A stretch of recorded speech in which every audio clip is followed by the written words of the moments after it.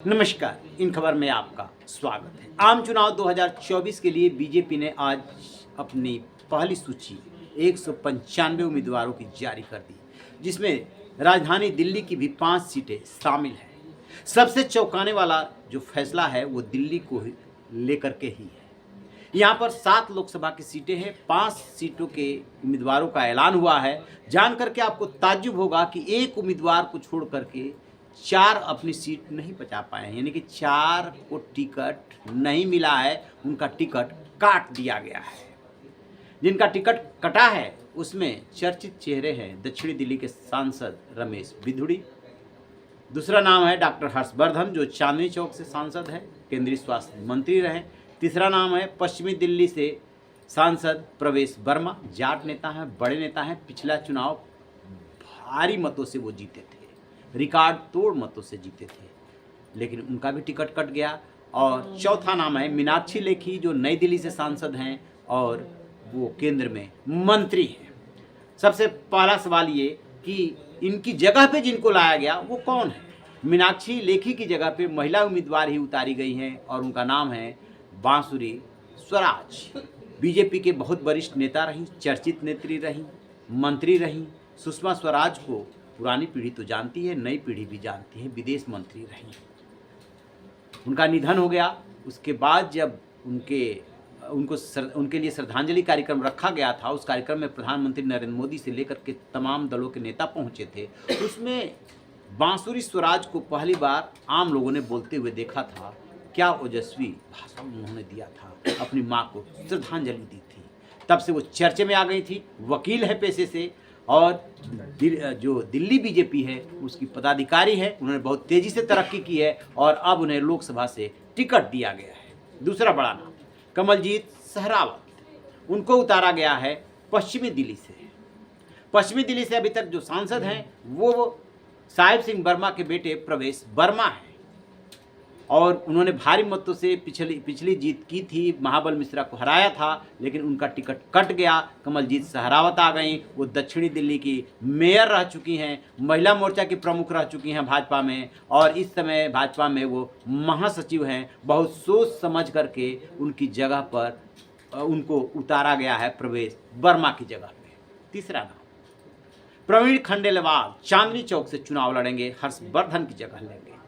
व्यापारी नेता हैं, काफ़ी एक्टिव रहते हैं, बहुत दिनों से वो पार्टी के लिए, व्यापारियों के लिए काम करते रहे हैं। लिहाजा बीजेपी ने उनको टिकट दे करके ये संदेश देने की कोशिश की है कि अपने कार्यकर्ताओं का उसे पूरा ख्याल है।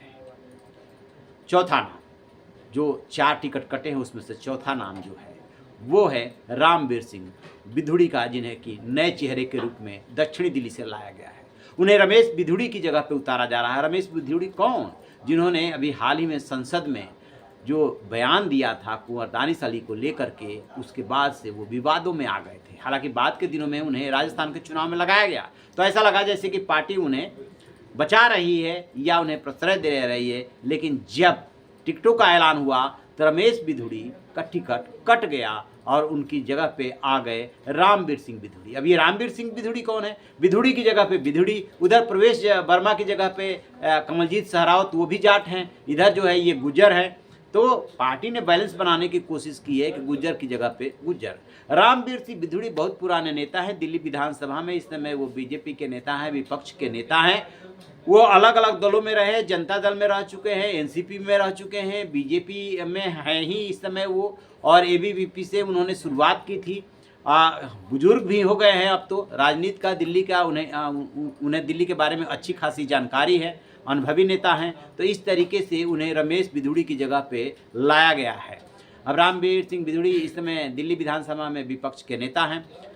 अब 2 सीटों पे नजर रह गई है। कौन कौन सी सीटों पे अभी तक डिक्लेयर नहीं हुआ? एक तो है पूर्वी दिल्ली, यानी गौतम गंभीर वाली सीट। तो ये तो तय है कि गौतम गंभीर का टिकट कटेगा, क्योंकि उन्होंने राजनीति से अलग होने के लिए पहले ही जो है एक्स पर पोस्ट डाल दिया कि उन्होंने अपील की है शीर्ष नेतृत्व से कि उन्हें मुक्त किया जाए।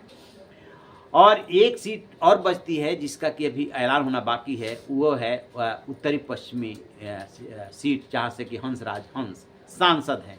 इन दोनों सीटों पर किसको उतारा जा रहा है इस पर नज़र रहेगी। और जो उतर गए हैं मैदान में, अब देखना ये है कि वो कैसे तैयारी करते हैं, क्योंकि इस बार चुनौती बड़ी है। कांग्रेस और आप ने समझौता कर लिया है और बीजेपी ने ठाना है कि अब की बार भी हम 7 सीट लेकर के रहेंगे। पिछले चुनाव में बीजेपी को 50% से ज़्यादा दिल्ली में वोट मिले थे, तो उसके सामने चुनौती है कि उस परफॉर्मेंस को बरकरार रखना है। अदरवाइज कांग्रेस और आप जब मिली तो कांग्रेस को पिछली बार जो वोट मिला था वो 23% मिला था, आपको 18% मिला था, तो दोनों को जोड़ देने पे ये अच्छी खासी जो है वो वोटों का प्रतिशत हो जाता है। बीजेपी को उन्हें मात देने के लिए 50% से ज़्यादा वोट पाना ही होगा। तो ये है 4 वो नए उम्मीदवार। आपकी क्या राय है? कमेंट बॉक्स में जाकर कमेंट जरूर कीजिएगा। रहिए बेखबर, देखते रहिए।